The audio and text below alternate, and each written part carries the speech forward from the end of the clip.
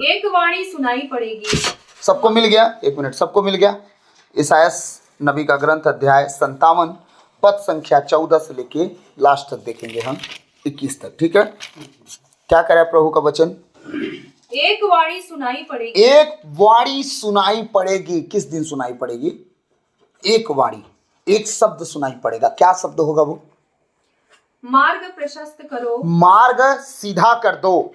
मार्ग क्या कर दो? सीधा कर दो। मार्ग बनाओ, प्रशस्त कर दो, उसे सीधा कर दो। क्यों कहा जा रहा है? कौन करेगा उसको? मार्ग सीधा कौन करता है? ऐसा मार्ग बनाओ जिसमें अंधे भटक ना जाए। तो समझ पा रहे हैं? एक वाणी सुनाई पड़ेगी और क्या कहा जाएगा? मार्ग प्रशस्त करो। हाँ, आगे। मेरी प्रजा के मार्ग से सभी बाधाएं दूर करो। ये है हमारा परमेश्वर। ध्यान से सुनना। कौन है उसकी प्रजा? बताइए। हम सब नहीं हैं, हम हैं जो सच में परमेश्वर के वचन के अनुसार जीते हैं। सिर्फ वचन के अनुसार चलने वाला ही खुदा को पसंद आता है। अपने आप को यहूदी ईसाई कह देने वाला खुदा का नहीं हो सकता। कुछ समझे?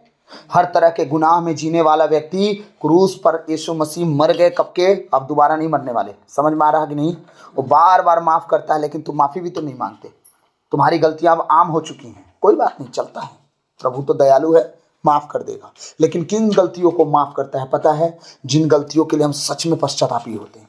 लेकिन जिन गलतियों को आम गलती समझ के हम माफ पाप करते जाते रोज माफी रोज पाप, परमेश्वर कहता फिर कोई बलिदान नहीं बचा। हालेलुया। आप समझ पा रहे हैं कि नहीं समझ पा रहे हैं? इसी वचन को दोहराएंगे। जब तक वचन क्लियर नहीं होगा हम आगे बढ़ेंगे नहीं। वापस 14 से। एक वाणी सुनाई पड़ेगी। एक वाणी सुनाई पड़ेगी। मार्ग प्रशस्त करो। मार्ग क्या करो? प्रशस्त करो। एकदम पूरी रीति से बना लो, राजमार्ग को बना लो। हाँ, प्रशस्त करो। आगे। मेरी प्रजा के मार्ग से सभी बाधाएं दूर करो। अब देखिए, मैं आप सबसे गवाही चाहता हूं। क्या आप यहाँ जितने लोग बैठे हैं, क्या आपके जीवन से बाधाएं दूर हुई या नहीं? हुई दीदी? हुई हुई हुई हुई साहब? हुई? ये कौन है आप? अब अपने आप को देख लो कि आप कौन हो। परमेश्वर के वचन में वो मेरी प्रजा जिसको बोला, उसके लिए क्या वादा कर दिया कि जितने मार्ग तैयार करने वाले लोग हैं, कौन है वो? परमेश्वर के दूत, जो 1,50,000 को एक झटका मार भी देते हैं। मालूम है ना? जो एक्सीडेंट से बचा लेते हैं, मृत्यु से बचा लेते हैं, वही हैं। उन्हीं को कहा जा रहा है कि एक वाणी सुनाई पड़ी और मार्ग को क्या कर दो? तत्काल सुधार दो, सीधा कर दो। हाँ, ये वो लोग हैं। कौन? जिसे वो कहता है मेरी प्रजा, उनके सामने जितने ठोकर का कारण हटा दो। थे ठोकर का कारण हमारे अपने वाले, हमारे ही अपने ठोकर का कारण खुदा उन्हें भी हटा दिया। कुछ बगल के थे, कुछ अगल के थे, कुछ गांव के थे, कुछ घर के थे, कुछ शहर के थे, कुछ रिश्तेदार थे, सबको क्या कर दिया वो? कुछ समझ पा रहे हैं? यहाँ जितने लोग बैठे हैं, भूलिएगा मत, अगर आप हम एक जगह कनेक्ट हैं तो याद रखिएगा परिवार ये है। बाकी का परिवार देख लीजिएगा कितना काम में आया है। समझ पा रहे हैं? बाकी का परिवार किस तरह का था वो भी देख लीजिएगा, कितना खतरनाक था। ठीक, वो क्या क्या नहीं किया हमारे साथ, कैसे कैसे बर्ताव नहीं किया, हमारे भलाई का बदला बुराई में कैसे वो तब्दील कर दिया। इसलिए परमेश्वर क्या किया? मार्ग इनका सीधा कर दो, और जितने ठोकर का कारण है उनको क्या करो? हटा दो। जो डाली फल नहीं लाएगी उसे क्या कर दिया जाएगा? सिर्फ काटा जाएगा, आग में झोंका जाएगा। समझ पा रहे हैं? ठोकर का कारण जो भी बनेगा उसे क्या कर देगा परमेश्वर? रोड रोलर चला देगा, सब धंस जाओगे जमीन के नीचे। हालेलुया। समझ पा रहे हैं कि नहीं समझ पा रहे हैं? एक भी व्यक्ति, जितने लोग यहाँ बैठे, मैं सच्चाई, एक भविष्यवाणी का वचन ये परमेश्वर मुझे दिया है। न जाने कितनी भविष्यवाणियां इस कुछ वचनों में आप लोग को मिलने वाली है। एक वचन ये जो मिला है कि आप लोगों के लिए राजमार्ग तैयार होना शुरू कब का हो चुका है। लेकिन परमेश्वर ये भी कह रहा है कि जितने तुम्हारे ठोकर के कारण हैं, परमेश्वर उन सब को हटाने वाला है। अब बच्चे कुचे जो है ना, वो भी आप सब सुन लेना, आपके जीवन में जो बचे कुछ ठोकर उन्हें भी अब सीधा करने वाला है, क्योंकि ये वचन ही परमेश्वर दिया है। मैंने वचन लेके नहीं आया अपने घर से, मैं पढ़ते पढ़ते परमेश्वर देता है। ये वचन कहाँ सुनाना है, वो वचन कहाँ सुनाना है, तब उन वचनों को मैं नोट करता हूँ। वरना मैं बाइबल 10 अध्याय 20 अध्याय पढ़ जाता हूँ, कभी नोट नहीं करता। जब पढ़ते समय परमेश्वर कुछ वचन देता है कि ये वचन वहां के लिए होगा, तब मैं उसे नाम के साथ, पता के साथ लिख देता हूँ कि फलाना जगह वचन देना है। हालेलुया। परमेश्वर कह रहा है कि क्या करो? राजमार्ग बनाओ, मेरी प्रजा के मार्ग में से हर एक ठोकर दूर करो, एक भी ठोकर ना बचे। अब समझना क्यों ऐसा करेगा परमेश्वर, मैं बताऊं क्यों करेगा। चलिए आपको जवाब देगा कि ऐसा क्यों करेगा परमेश्वर, हर एक ठोकर क्यों दूर करना चाहता है, बताएंगे क्या कोई? प्लीज थोड़ा सा जल्दी से कोई तो बता दो, कोई तो बुद्धिमान बनो। चलिए बताइए, आप खूब बोलती हैं, बोलिए। ताकि प्रभु के लिए हम एकदम सही जीवन जी सके, कोई गुनाह ना हो, कोई गलती ना हो। सही जा रही थी, फादर प्रेम प्रसाद का चेला हूं मैं, टोकता हूं नहीं। हाँ रोहित जी ठीक बता रहे थे लेकिन थोड़ा सा चुक गए। तो दीदी देखिए क्या है, एकदम सही जा रही हैं आप, समझिएगा। परमेश्वर हर ठोकर को क्यों दूर करना चाहता है पता है? ताकि हमारा पूरा फोकस ठोकर पे ना हो, पूरा फोकस खुदा पर हो। ठीक है, जब हम ठोकर खाते हैं तो उस व्यक्ति पे पूरा ध्यान चला जाता है, परमेश्वर को हम भूल से जाते हैं, पूरा दिमाग डाइवर्ट हो जाता है। फलानमा मेरे साथ ऐसा काहे किया, मैंने तो उसके साथ कुछ नहीं किया था। लगता है कि नहीं लगता है इन बातों को? हाँ, दिमाग में चलते रहता है ना। ये परमेश्वर है कि सारा ठोकर, एक बात बताओ, 9 ठोकर हटा दिया, 1 ठोकर बचा है, 9 ठोकर हटाया, ये लड़का ये लड़की मेरे करीब आ गए। 10 ठोकर थे तो बहुत दूर थे, 9 ठोकर हटे बहुत करीब आ गए, 1 ठोकर बचा उसे भी हटाओ और करीब आ जाए। इसलिए वो सारा ठोकर दूर करना चाहता है ताकि हम पूरे समर्पित, किसके लिए? परमेश्वर के लिए। मैंने क्या कहा कि अब थोड़ा और भेद में जाएं, थोड़ा सा परमेश्वर और भेद दे रहा है, दूं। आप अगर ठोकर हट गया तो आप कहां चले जाओगे? 4 दीवारी के अंदर। अब तो दुनिया आपको जानेगी ही नहीं। लेकिन एक बात देखे हो आप, सच में बताऊं, जो 4 दीवारी के अंदर रहता है ना, वो दुनिया में सबसे ऊंचा होते जाता है। कुछ समझे कि नहीं? इलियाह को देख लीजिए, ईसायाह को देख लीजिए, नबियों को देख लीजिए, 4 दीवारी के अंदर वो लोगों में नहीं आते जाते थे, पहाड़ों में दिन काटते थे। यीशु मसीह को देख लीजिए, वो प्रचार कम करते थे, पहाड़ों में ज्यादा दिन काटते थे, रात रात भर गायब रहा करते थे। जितने लोग 4 दीवारी के अंदर रहा करे हैं उनको देख लेना, उनकी लड़ाई खुदा लड़ता है, उन्हें कुछ नहीं करना है। परमेश्वर कहता है तू मेरे साथ बैठ, तुझे कुछ करना ही नहीं है, बस मेरे साथ बैठ, तू मेरे साथ तो बैठ, बाकी सब मैं कर लूंगा। क्योंकि सबसे पहले तुमने किसको खोज लिया? उसके राज्य को। उसका राज्य है कौन? यीशु मसीह खुद उसका राज्य है। हाँ, सबसे पहले तो उसके राज्य और धार्मिकता। धार्मिकता क्या है? गलतियां हमसे दूर रहनी शुरू हो जाएगी। आप 4 दीवारी के अंदर आ जाओ, 99% तो लोग गायब, लोग गायब तो गलतियां गायब, काम गायब तो गलतियां गायब, ये देखना वो देखना वो गलतियां शुरू, नहीं देखना कुछ नहीं, अंधेरा तो अंधेरा। 99% बचा 1%, क्या? मन में बीते हुए दिनों के विचार। आधा घंटा दुआ में बैठ जाओ, खुद दे निकल जाएगा। इसके बाद तुम और तुम्हारा खुदा, इसके बाद तुम्हारी लड़ाई चालू हो गई है। आमीन। समझ पा रहे हैं कि नहीं समझ पा रहे हैं? ये है हमारा परमेश्वर। कभी कभी मैं प्रार्थना इसी घर में करता हूं, लगता है कि ना मैं कर क्या रहा हूं, मैं कुछ फील नहीं कर पा रहा हूं, महसूस नहीं कर पा रहा हूं। एक्साइटमेंट जो आता है ना प्रार्थना करने के बाद, आग से भरा हूं मैं। आजा हाय खर, जितने हो गए दुष्ट आत्माओं आ जाओ, एक साथ, एक एक करके मत आना, एक साथ आ जाना। लेकिन कभी कभी लगता है क्या चल रहा है दिमाग में, खाली खाली सा। लेकिन परमेश्वर मुझे बताता है ना ना ना ना ना, तेरी क्वांटिटी बढ़ते गई है, अब ये दुआएं कम पड़ रही हैं तुझे। कुछ समझ पा रहे हैं? जब हमारी प्रार्थनाएं 2.5 घंटा से ऊपर नहीं उठती और हम 2.5 घंटे में रहते हैं तो क्या लगता है? कुछ ठीक नहीं लग रहा है। हाँ, कुछ ठीक नहीं लग रहा है, मतलब और कुछ चाहिए था, कुछ अच्छा अच्छा सा नहीं लग रहा है। फोन लगाते हैं हम, मतलब प्रार्थना तो कर रहे हैं लेकिन वो जो एक्साइटमेंट हुआ करता था पहले, अब नहीं हो रहा। अरे भाई तेरा कंटेनर बढ़ गया है, हाँ, तेरे सामर्थ को परमेश्वर और बढ़ा दिया है। अब तू क्या कर, अपने उस दुआओं को ऊंचा कर, बढ़ा और लंबा समय लेके जा। जब तू आप 3 घंटा जाओगे, 3.5 घंटा जाओगे, फिर वही शुरू वाला प्रेजेंस महसूस होने लगेगा कि हाँ अब हम फिर से भर रहे हैं। लेकिन कुछ दिन बाद वो 3.5 घंटा भी कम पड़ जाएगा, फिर लगेगा हम खाली। खाली नहीं, तुम्हारा टैंक पहले था 2.5 लीटर का स्कूटी का, ठीक है, फिर वो बुलेट का 16 लीटर का बना, ठीक है, फिर बोलेरो का 60 लीटर का बना, ट्रक का हो गया है 200 लीटर, 400 लीटर भरो। समझ पा रहे हैं? 24 घंटा का प्रेयर कम पड़ रहा है। यही घर है ना, 5 बजे आता था, रात को 7 बजे तक बैठे रहता था, मुझे पता ही नहीं चल रहा है दुआ चल रही है, लेकिन फिर भी खाली लगता था। मुझे नहीं पता वो कहां से हो रहा है। सडनली सारा प्रेयर, सारा प्रार्थना, सारा वचन बदल गया। बदला कि नहीं? यही वो कंटेनर है जो अंदर से फिर निकालना शुरू करते हैं। हालेलुया।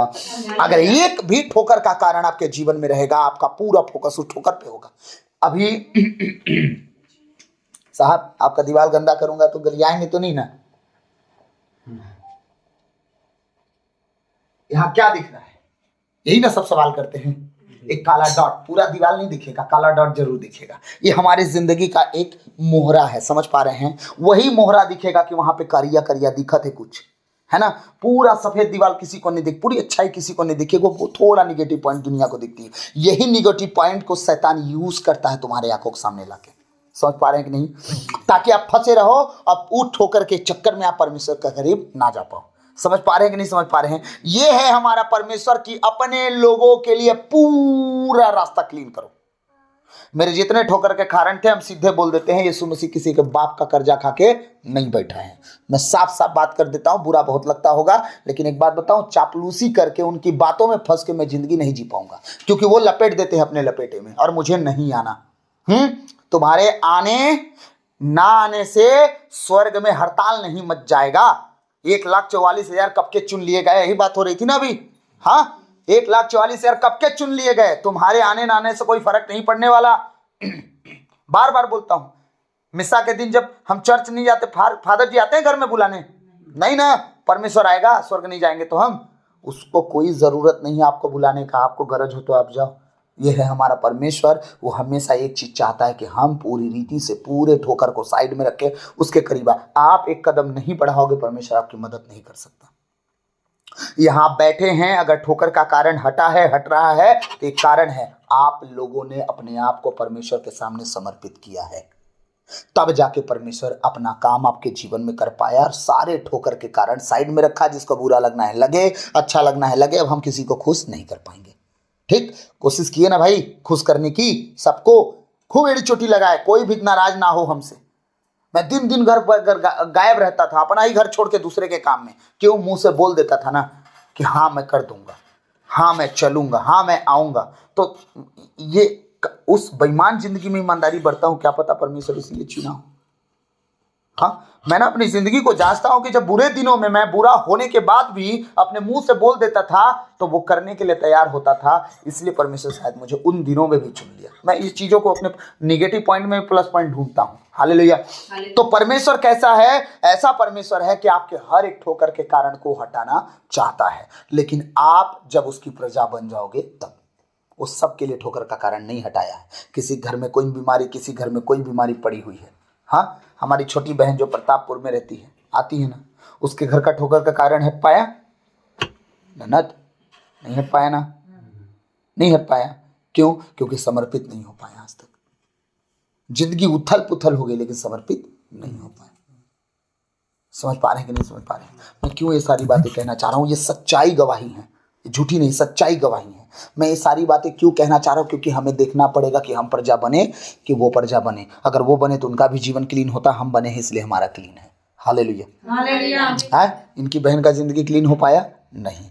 मेरे परिवार, मेरी बहन का क्लीन हो पाया? नहीं हो पाया। क्यों? क्योंकि खुदा को जानने के बाद भी खुदा से पीछे हट गए, और वो सच्चा सामर्थी परमेश्वर जो अपना किया हुआ कार्य था नहीं कर पाया। हालेलुया।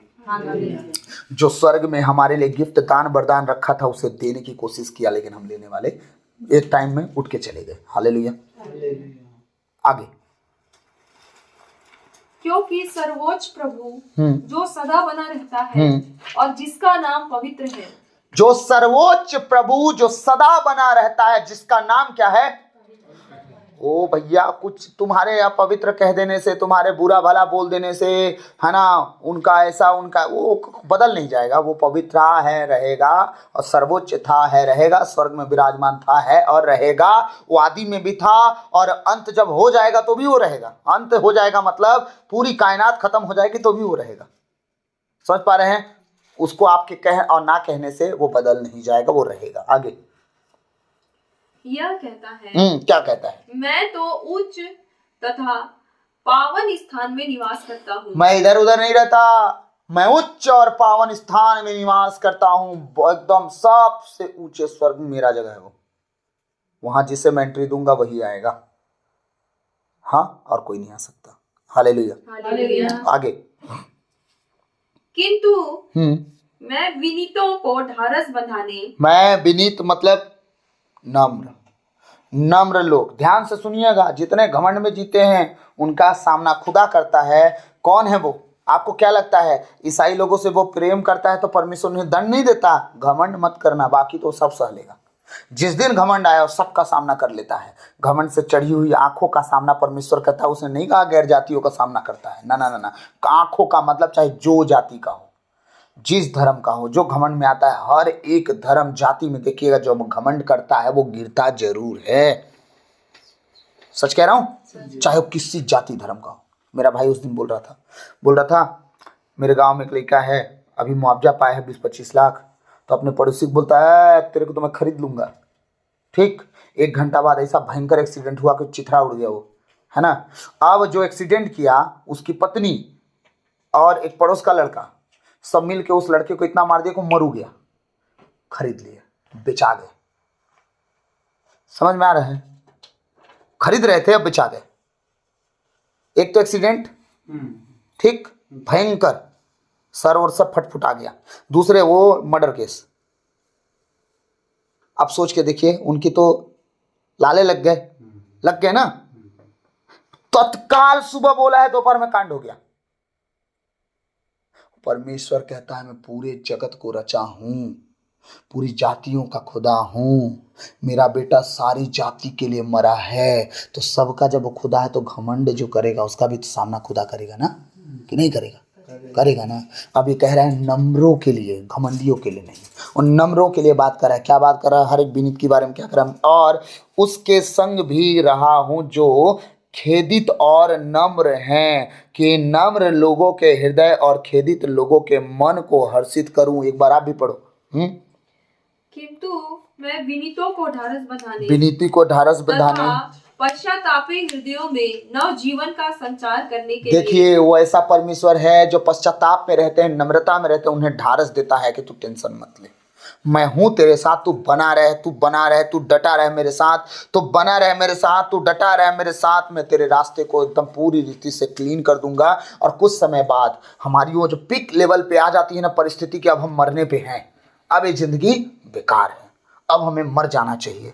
वो पिक लेवल पे जब परेशानी आती है तब परमेश्वर कहता है अब इसके सहने से बाहर है। परमेश्वर कहता है परीक्षा तुम्हारे सहने से बाहर नहीं दूंगा। बोला है कि नहीं बोला है? जब हमारे सहने से बाहर होता है तो हम आत्महत्या की ओर जब भागते हैं तब परमेश्वर कहता है परिस्थिति बदल दो। एक छोटा सा यू टर्न होता है हमारी जिंदगी में, सब कुछ चेंज। फिर हम गवाही देते हैं अरे हम तो कुछ साल तक तो 15 साल तो ऐसे ही था मेरा कहानी। वही ना होता है, नहीं होता है। हाँ, हम थे प्रभु को जानने वाले लेकिन हम कहीं और भटक रहे थे। हालेलुया। परिस्थिति बदली कि नहीं बदली? ये परमेश्वर है जो अपनी सारे कायनात को हमारे पीछे लगा देता हमारी भलाई के लिए। हालेलुया। आगे, पश्चातापी तथा विनीत मनुष्य के साथ भी रहता हूँ। वाओ, वो पश्चातापी और नम्र व्यक्ति के साथ परमेश्वर क्या करता है? रहता है कि नहीं रहता है? रहता है। वो संग संग चलता है मेरे। गीत गाते हैं ना हम लोग, संग संग चलता है मेरे। किस बात की है तुझे चिंता, किस बात का है फिकर, संग संग चलता है मेरे, संग संग चलता है मेरे, संग संग चलता है मेरे। वो हमारे संग संग चलता है, किसी बात की चिंता फिक्र ना करें। वो कहता है नम्र लोगों के और दीन लोगों के संग संग मैं रहता हूँ, उन्हें ना मैं छोड़ता हूँ ना त्यागता हूँ। अब अपने आप को जांच लें प्लीज कि आप कितने नम्र और कितने दीन हो। जिस दिन वो नम्रता और दीनता आपके जीवन में आ जाएगी, याद रखना खुदा किसी आशीष से आपको वंचित नहीं करेगा। आमीन। जब वो संग हो लेगा, जो कायनात का मालिक है वो साथ हो लेगा, आपको लगता है किसी बात की चिंता होगी फिर हमें?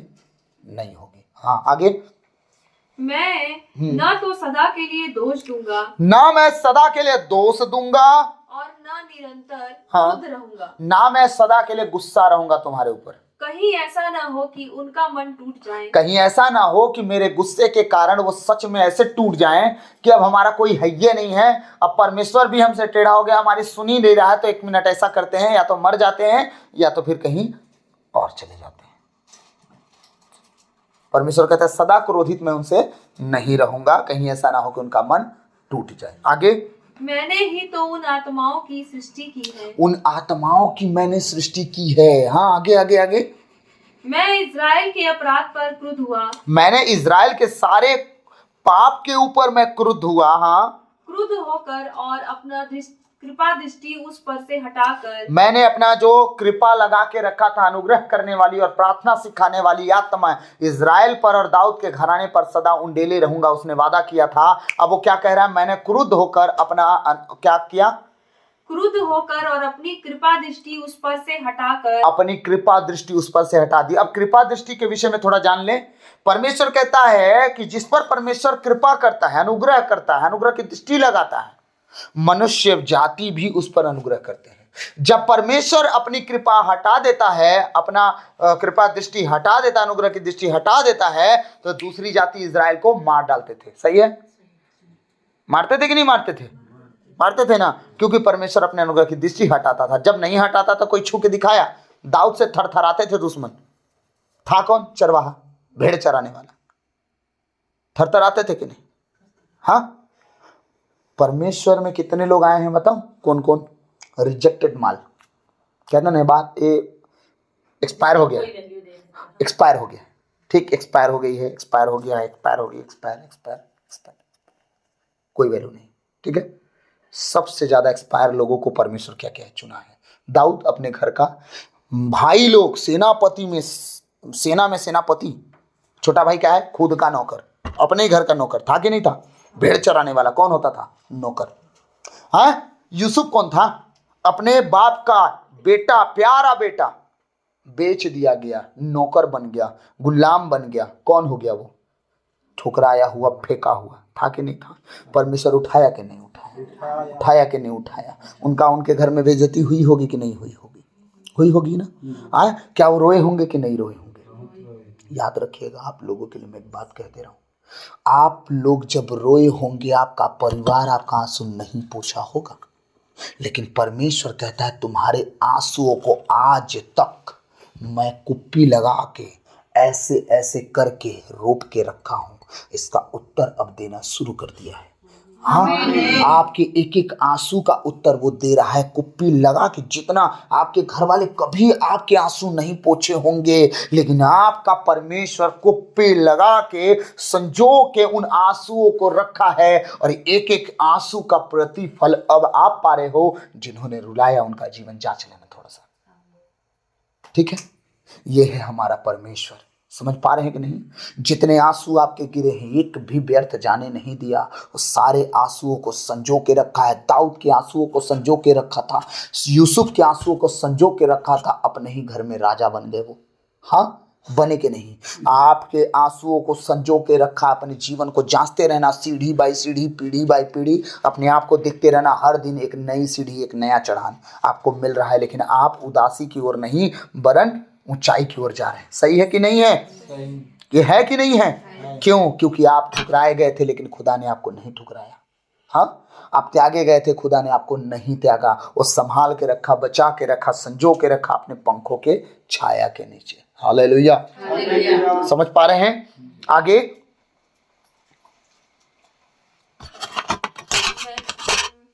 मैंने उसे मारा, हाँ, क्योंकि वह अपनी हठधर्मी में भटक गया था। हाँ, मैंने किसे मारा? उसे मारा। उसे किसे? वापस पढ़िए थोड़ा सा। मैं इस्राएल के अपराध पर क्रुद्ध हुआ। हाँ, मैंने उसे मारा। आप समझे किसे मारा? इजराइल को मारा मैंने। हाँ, क्यों मारा? परमेश्वर भी कहीं ना कहीं से दंड दे देता है, गुस्सा आता है। तो ये बताइए, जिसके लिए पूरी दुनिया को मिटाने के लिए वो खड़ा हो जाता है, अगर वही टेढ़ा चलेगा तो गुस्साएगा नहीं वो? मैं रात दिन अपने लड़का लोग के लिए कमा रहा हूं और तुम लोग टेढ़ा सुनते हो यार, कूटेगा नहीं बाप? है ना? तो यही परमेश्वर है। अपना लड़का तक भेज दिया वो, एक लौता। हाँ, किसके लिए? एक जाति के लिए कि इन्हें बचा लूं अपना कह के, ठीक है, मेरे काम में आए। अपना एक लौता बेटा दे दिया। हाँ, अब गुस्साएगा तो पिटेगा नहीं पिटेगा? पिट रहे हैं कि नहीं पिट रहे हैं? आज 80% तो लकवा कैंसर घुस गया है घरों में। बीपी शुगर तो नॉर्मल है।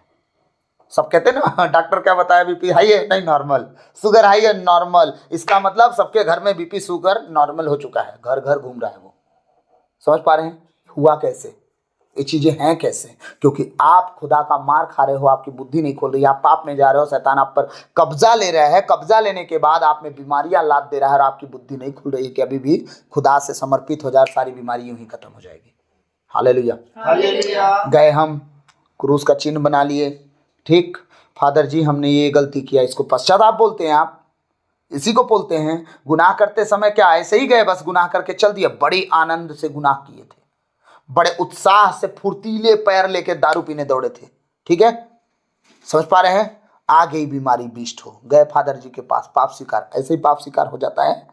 ना ना ना ना ना। जिस फुर्ती से तुम खुदा हाथ छोड़ के भागे थे दारू पीने ना, उसी फुर्ती से खुदा के पीछे भागना शुरू करो अब। तब बीमारियां भी भागेंगी, परिस्थितियां भी बदलेंगी, घर भी तबाह होने से बचेगा, बच्चे भी बर्बाद होने से बचेंगे। होता कब है? जब आप जिस फुर्ती से गुनाह किए उसी नम्रता और दीनता से परमेश्वर के सामने गिड़गिड़ाओ, तब परमेश्वर जाके सुनेगा भी। नहीं तो रोज पश्चाताप होता है, रोज शाम को घर घर पश्चाताप होता है ना।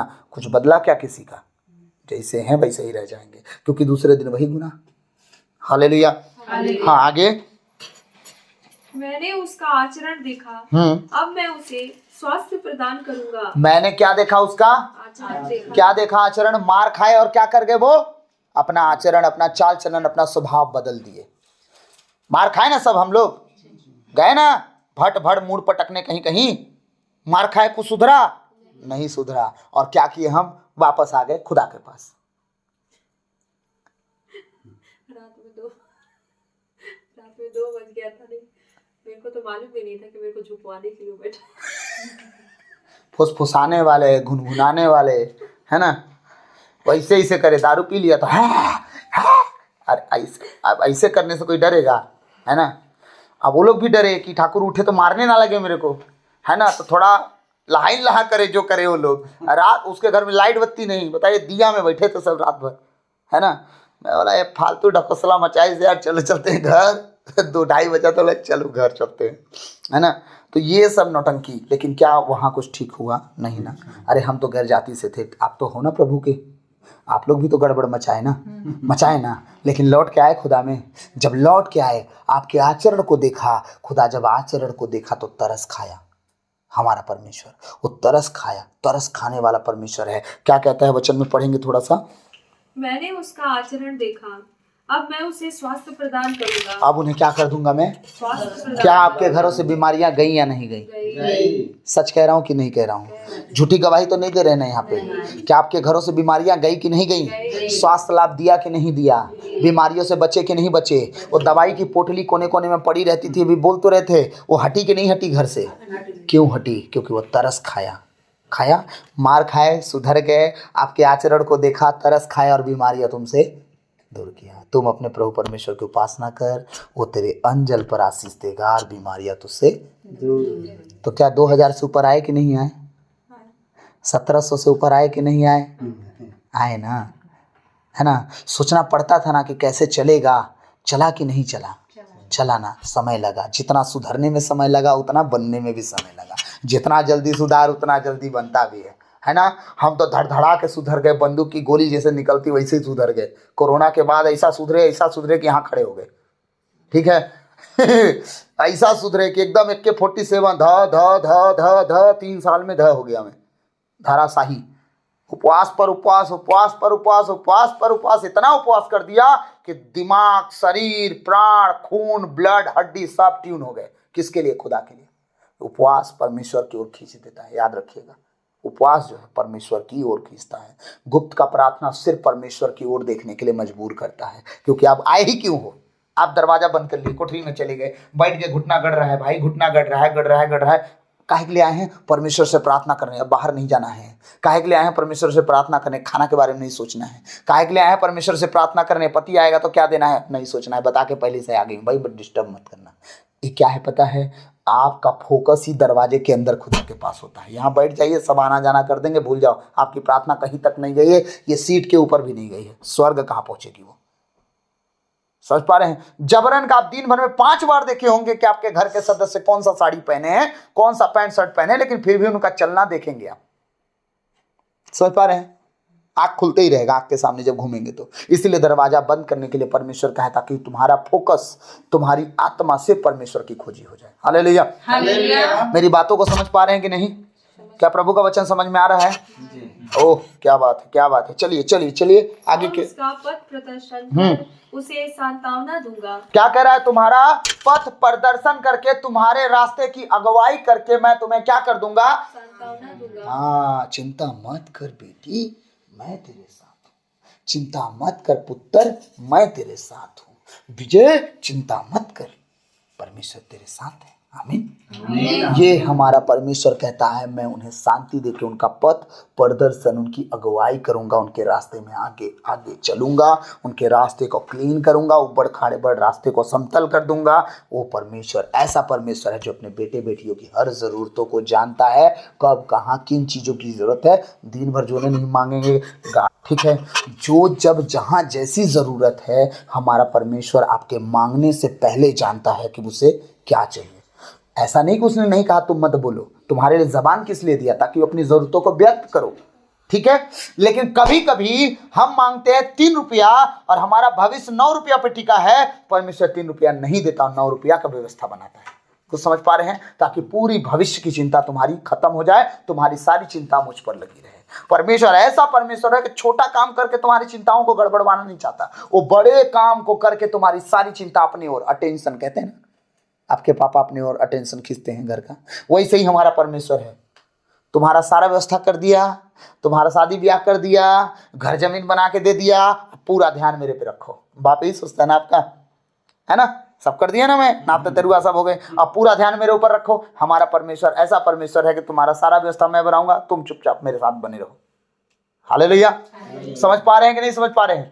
समझ पा रहे हैं ना? आगे, मैं दुखियों को यह कहकर शांति प्रदान करूंगा, जो दूर है और जो निकट है सबों को शांति।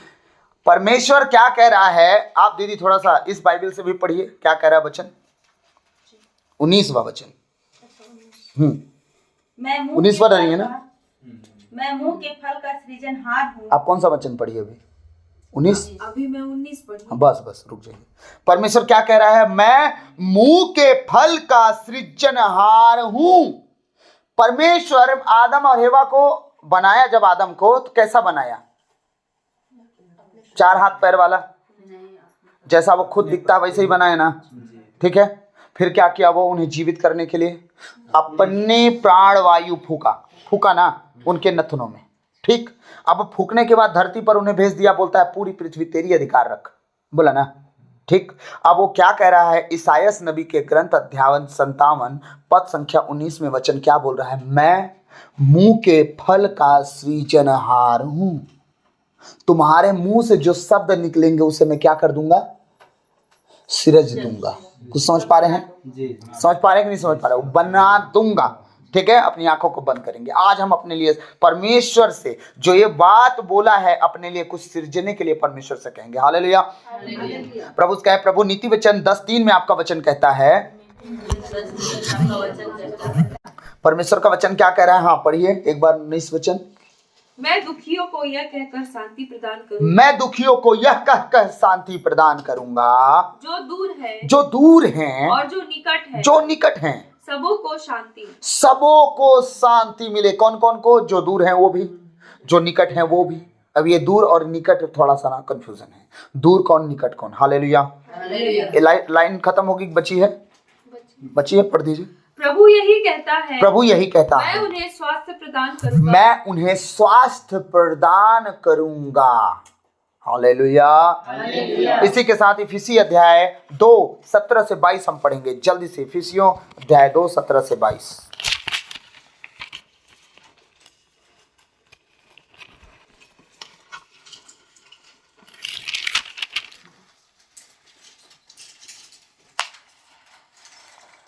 अभी हमने पढ़ा ना, प्रभु ने क्या कहा? जो दूर है और जो निकट है ना। इफिसियों 2 अध्याय 17 से 22 पढ़िए। तब उन्होंने आकर दोनों को शांति का संदेश सुनाया। हाँ, आप लोगों को जो दूर थे और उन लोगों को जो निकट थे। हाँ, क्योंकि उनके द्वारा हम दोनों एक ही आत्मा से प्रेरित होकर हाँ, पिता के पास पहुंच सकते हैं। किनके द्वारा? यीशु मसीह के द्वारा। बिना उसके आप प्रेरित कभी नहीं हो सकते, बिना उसके आप कभी परमेश्वर के करीब नहीं आ सकते, बिना उसके उस आत्मा को नहीं पा सकते जो पिता से आपका मिलाप कराता है। हालेलुया। हाँ, आगे। आप लोग अब परदेसी या प्रवासी नहीं रहे। अब आप लोग ना परदेसी रह गए ना प्रवासी रह गए, अब आप लोग कौन हो गए हो? बल्कि संतों के सहनागरिक तथा ईश्वर के घराने के सदस्य बन गए हैं। संतों के सह नागरिक मतलब उस जगह के आप ही नागरिक हो गए हो, अब पिता के घराने के आप वंशज हो चुके हो। हालेलुया। आप समझ पा रहे हैं? आप कुछ भी नहीं हो, अपनी औकात को याद रखो कि आप कौन हो। हेवन, स्वर्ग में विराजमान परमेश्वर के घर में रहने वाले अब आप लोग भी उन्हीं भविष्यवक्ताओं की तरह हो चुके हो। हालेलुया। समझ पा रहे हैं? उन्हीं नबियों की तरह, उन्हीं बेटों बेटियों की तरह, उन्हीं स्वर्गदूतों की तरह आप हो चुके हो जो सेवा टहल करते हैं कहाँ? स्वर्ग में। हालेलुया। अब आप कुछ भी नहीं हो, अब आम नहीं हो, अब आप खास हो, आप खास हो। आमीन। आगे। आप लोगों का निर्माण उस भवन के रूप में हुआ है हाँ, जो प्रेरितों तथा नबियों की नींव पर खड़ा है। वाओ, आप लोगों का निर्माण कहाँ हुआ है मालूम है? आपका बुनियाद कहाँ रखा गया है मालूम है? उन प्रेरितों के ऊपर, उन भविष्यवक्ताओं के ऊपर, जिसका सहारा कौन है मालूम है? कोने का पत्थर यीशु मसीह खुद। आप समझे कि नहीं समझे? चट्टान, जो कोने का चट्टान पत्थर है ना, उन नबियों के ऊपर आपका बुनियाद बना है। सुन लीजिए, ये भविष्यवाणियों की बातें जो बाइबल में लिखे गए, नबी अपने अपने शब्द ना लिखे होते, हम यहाँ ना होते। ये बाइबल ना होती, हम यहाँ ना होते। तो बुनियाद कौन ठहरा हमारा? ये नबी लोग, जितने पुस्तक लिख डाले हैं सब लोग बुनियाद ठहरे, उनके ऊपर हमारा घर बना है। आगे। और जिसका कोने का पत्थर स्वयं ईसा मसीह जिसके है। कोने का पत्थर, इस घर के कोने का पत्थर, इस शरीर के कोने का पत्थर, हमारा शरीर परमेश्वर का मंदिर है और इसमें परमेश्वर का आत्मा, वही आत्मा जो यीशु मसीह को मुर्दों में से जीवित किया, क्या हम में वही आत्मा होगी तो क्या हम मुर्दों में से न जिलाए जाएंगे? समझ पा रहे हैं मेरी बात कि नहीं समझ पा रहे हैं? वही आत्मा हम में है, वही आत्मा जो परमेश्वर बेटे को अपना जीवित करने के लिए भेजा था, वही आत्मा हम में है। वही कोने का पत्थर हमारा यीशु मसीह है। समझ पा रहे हैं? इस घर का, हमारा ये मिट्टी का बर्तन, असीम सामर्थ्य इसमें छुपा हुआ। असीम सामर्थ्य कौन हो सकता है? आत्मा के अलावा कोई नहीं, क्योंकि दूत तो लूसीफर के साथ भी गिराए गए, लेकिन आत्मा कभी नहीं गिरे।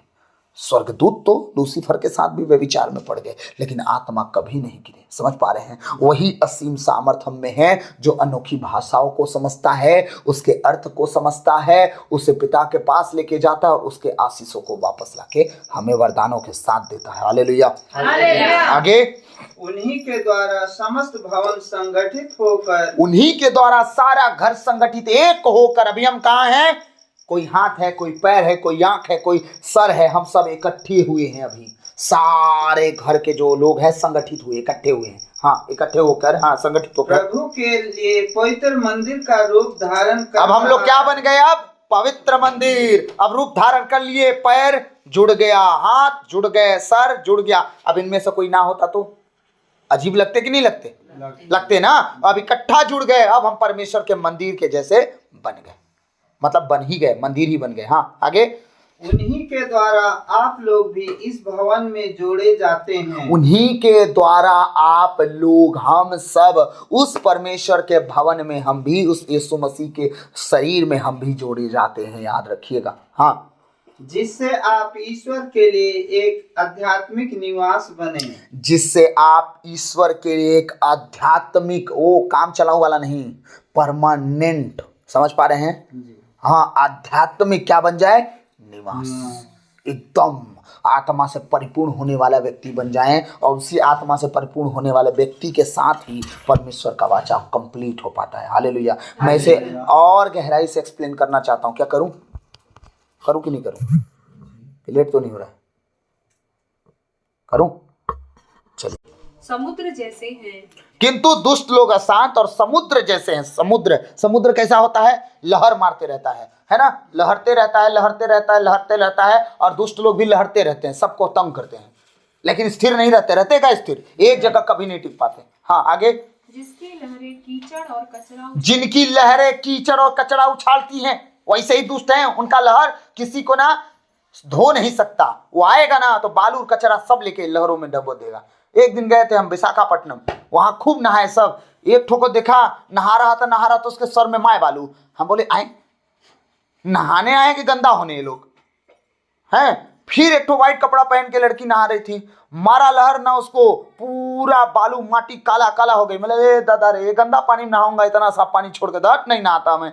समुंदर के किनारे बता रहा हूँ, पहली बार तो गया था मैं, है ना, घर से तो भागा था, पहली बार पहुंचा था मैं विशाखापट्टनम बीच के किनारे। ठीक, मतलब अब बताओ, ये परमेश्वर कह रहा है कि दुष्ट लोग इसी तरह होते हैं, समुद्र के लहरों की तरह जो कीच और गंदगी उछालते रहते हैं। हाँ आगे। मेरे ईश्वर ने कहा, दुष्टों को शांति नहीं मिलती। दुष्टों को शांति नहीं मिलती। वो लहरते रहेंगे, विचरते रहेंगे, नुकसान करने के लिए उतावली करते रहेंगे। वो कभी भी शांत नहीं रह सकते। वो हमेशा उदंडता की बात करेंगे, सोचेंगे, बोलेंगे और उसी में लगे रहेंगे। समझ पा रहे हैं कि नहीं समझ पा रहे हैं? याद रखिएगा, आप जब अपने जीवन को जांचेंगे तो क्या मिलेगा आपको बताऊं एक बात। मैं एक जो बात बोला था समझा रहा हूं ना, दुष्टता हमारे जीवन में कहां थी बताऊं? जब तक गड़बड़ी थी हम भी गड़बड़ थे। हाँ, अपने बारे में सोचना कौन नहीं सोचता? सब सोचते हैं। जब तक हम अपने बारे में सोचे तब तक गड्ढा हम गिरे, हम नहीं उठ पाए। सही बोल रहा हूं नहीं? हमारा प्रभु अपने बारे में सोचा होता, स्वर्ग नहीं छोड़ा होता। वही रहता कि नहीं रहता? सबके लिए सोचा। समझ पा रहे हैं? हम जब दूसरों के लिए सोचना शुरू किए तब बढ़े, अपने लिए सोच के कभी नहीं बढ़ पाए। याद रखिएगा, जब तक अपने लिए सोचते रहे तब तक हम क्या करते रहे? अपना झोली भरने के चक्कर में कंगाल रहे कि नहीं रहे? सही कह रहा हूं कि नहीं कह रहा हूं? जिस दिन हम दूसरों के बारे में सोचना शुरू किए हैं उस दिन से बढ़ना शुरू किए हैं। याद रखिएगा, नहीं तो हर एक व्यक्ति कौन दानी है भैया कि सब लुटा देगा? कोई नहीं दानी है। लेकिन जब तक हम खुद के बारे में सोचते रहे तब तक सब परिस्थिति गड़बड़ थी। हाँ, मेरा जमीन, मेरा जायदाद, मेरा प्रॉपर्टी, मेरा घर, मेरे को धन्य धन्य धन्य कहते राजाओं के राजा, प्रभुओं के प्रभु, प्रभु यीशु मसीह। ओ परम प्रधान परमेश्वर, आज के सुंदर भजन गीत के लिए, आज के सुंदर इस वचनों के लिए पिता। ओ परम प्रधान परमेश्वर, उन भेद की बातों को जो तूने मुझ पर प्रकट किया, अल्लाह को लाख धन्यवाद। हे खुदावन खुदा मैं परमेश्वर तुझे धन्यवाद देता हूँ। तेरी उपस्थिति जो आपने यहाँ परमेश्वर दी है उसके लिए लाखों लाख धन्यवाद। हे परम पिता परमेश्वर, पवित्र आत्मा, प्रभु यीशु मसीह, आपकी तारीफ, महिमा, प्रशंसा, बड़ाई हो। जिस तरह हम यहाँ सुरक्षित आए उसी तरह हम अपने घर तक सुरक्षित जाएं। प्रभु, हम जितने लोग अपने अपने घरों से यहाँ तक पहुंचे तेरे नाम की महिमा के लिए, उसी तरह प्रभु अपने घर तक सुरक्षित जाएं। अपने लहू के बाड़े में मैं कवर सील कर इस घर को जो तूने प्रार्थना का घर ठहराया है, अपने लहू में इन्हें छुपाए रखना खुदा, किसी भली वस्तु की घटी ना हो। आज जो तूने दान वरदान इन पर रिलीज किए हैं परमेश्वर, जल्द से जल्द उसकी गवाही देने पाएं। ओ प्रभु, मैं धन्यवाद देता हूँ, इस घर के चारों स्वर्गदूतों का बाड़ा लगाना खुदा, अपने लहू से इस घर को कवर सील रखना प्रभु। इनके आने जाने में, इनके वाहन वस्तुओं में सदा सर्वदा इनकी सहायता और मदद करना। तेरी दया, तेरी कृपा, तेरे अनुग्रह की दृष्टि इन सब पर लगी रहे और खुदा हम सब तेरे नाम की महिमा प्रशंसा करने वाले हो सके। प्रभु, तेरी इस बेटी के लिए मैं प्रार्थना करता हूँ जो पुलपीट लाई है खुदा, वो 100 गुना आशीषों को पाए, जितनी लगाई हो उसका 10,000 गुना परमेश्वर इस पुलपीट के बदले उसे आशीष और दान वरदान और धन मिलने पाए। पिता, मैं प्रार्थना करता हूँ खुदावन, मैं प्रार्थना करता हूँ हर एक बात के लिए जो हमारे जीवन में तूने आशीष का कारण दिया। प्रभु, हम धन्य